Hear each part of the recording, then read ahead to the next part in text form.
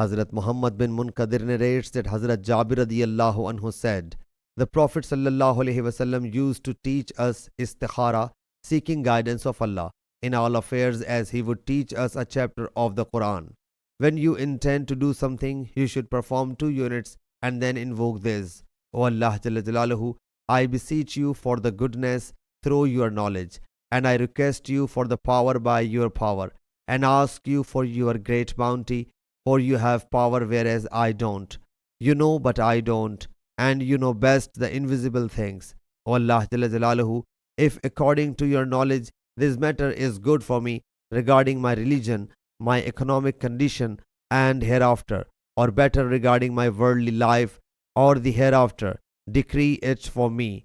And if this matter is unfavorable for me regarding my religion, worldly life and my hereafter, or he said, unfavorable regarding worldly life and the life in the hereafter, keep it away from me and keep me away from it, and destine that thing for me wherein lies my goodness, wherever it may be.